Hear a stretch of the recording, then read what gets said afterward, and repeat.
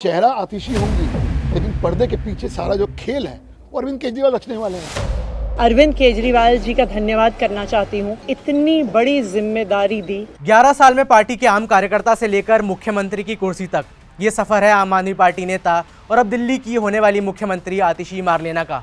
सुषमा स्वराज, शीला दीक्षित के बाद आतिशी मारलेना दिल्ली की तीसरी महिला मुख्यमंत्री होंगी और अब उनका संवैधानिक पद अरविंद केजरीवाल के भी ऊपर होगा। जब से अरविंद केजरीवाल ने अपने इस्तीफे देने का ऐलान किया था, तब से ही आतिशी का नाम मुख्यमंत्री बनने की रेस में आगे चल रहा था और आज उन्होंने ये रेस जीत भी ली।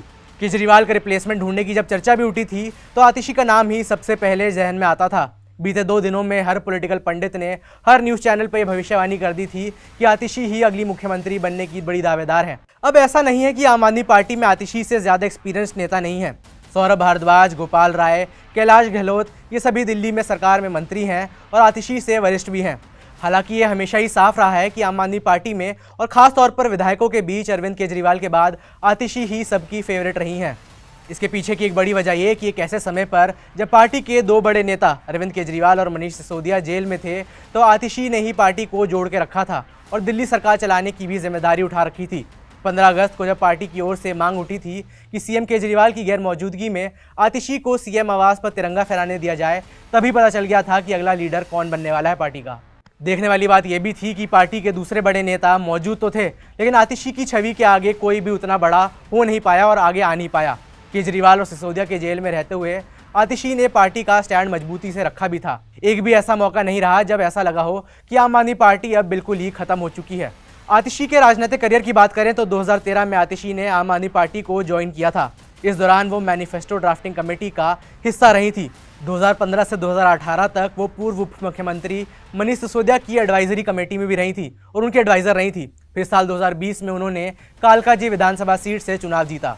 जानने वाली बात यह भी है कि जब पिछले साल मनीष सिसोदिया जब जेल गए थे तो सबसे पहला प्रमोशन आतिशी का ही हुआ था। उन्हें कैबिनेट में जगह मिली थी और शिक्षा मंत्री बनाया गया था। इसके अलावा 5 और मंत्रालयों की जिम्मेदारी भी उनके कंधे पर आ गई थी। महिला बाल विकास, शिक्षा, बिजली, कला एवं संस्कृति, पर्यटन और पीडब्ल्यूडी जल मंत्रालय। आतिशी के पास इतने सारी जिम्मेदारियां थीं कि पार्टी और दिल्ली सरकार में उनका कद वैसे ही काफ़ी बढ़ गया था। आम आदमी पार्टी के किसी भी दूसरे बड़े नेता के मुकाबले आतिशी को मीडिया कवरेज भी सबसे ज़्यादा मिली है। हाल फिलहाल में आतिशी मारलेना अपने आंदोलनकारी रवैये की वजह से काफ़ी चर्चाओं में रही थी। जून के महीने में वो दिल्ली को पानी न मिलने को लेकर, हरियाणा से पानी रोके जाने को लेकर भूख हड़ताल पर बैठ गई थी। वहीं जब सीएम केजरीवाल की गिरफ्तारी को लेकर जब भी पार्टी की ओर से प्रदर्शन का आयोजन किया गया तो उसमें भी आतिशी फ्रंट फुट पर नजर आईं। हर बार वो मीडिया के सामने रहीं और हर बार जनता से बातचीत के दौरान नजर आईं। ये कहना गलत नहीं होगा कि अरविंद केजरीवाल के बाद अगर कोई नेता पार्टी का चेहरे बनने में कामयाब रह पाया तो वह आतिशी का था। पार्टी की ओर से अगर प्रेस कॉन्फ्रेंस करनी हो और बीजेपी पर बयान देकर पलटवार करना हो तो ये जिम्मेदारी भी आतिशी के कंधे पर आ जाती थी। अब दिलचस्प बात यह है कि आतिशी मुख्यमंत्री तो बन गई हैं, लेकिन संभावित उनका कार्यकाल 5 महीने से पहले में भी खत्म हो जाएगा। अगले साल यानी फरवरी के महीने में दिल्ली विधानसभा के चुनाव होने हैं, जिसमें अगर आम आदमी पार्टी जीतती है तो एक बार फिर सुप्रीमो अरविंद केजरीवाल को मुख्यमंत्री बना दिया जाएगा। ये फैसला पार्टी में अभी से हो चुका है। आतिशी इस बात से वाकिफ हैं और आज उन्होंने ये कह भी दिया कि दिल्ली का एकमात्र सीएम है और वो अरविंद केजरीवाल ही है। आम आदमी पार्टी के सभी विधायकों की तरफ से, दिल्ली की 2 करोड़ जनता की तरफ से, कि दिल्ली का एक ही मुख्यमंत्री है और उस मुख्यमंत्री का नाम अरविंद केजरीवाल है। आम आदमी पार्टी की माने तो आतिशी का कार्यकाल वैसा ही होगा जैसा अयोध्या में श्री राम के वनवास जाने के दौरान भरत का था। भरत की तरह ही कुर्सी पर खड़ाऊ रखकर शासन किया जाएगा। जानने वाली बात यह भी है कि सीएम केजरीवाल के इस्तीफा देने के बाद नए मुख्यमंत्री के आने के बाद दिल्ली की जनता को काफ़ी फायदा भी हो सकता है। फायदा ऐसे कि मुख्यमंत्री आतिशी वो फैसले और वो फाइलों पर साइन कर पाएंगी जो सीएम केजरीवाल के ना होने की वजह से अटकी हुई थी। कथित शराब नीति केस में मिली बेल की शर्तों के मुताबिक सुप्रीम कोर्ट ने बतौर सीएम अरविंद केजरीवाल को किसी भी फाइल पर साइन करने से मना किया है। वो अपने दफ्तर ही नहीं जा सकते।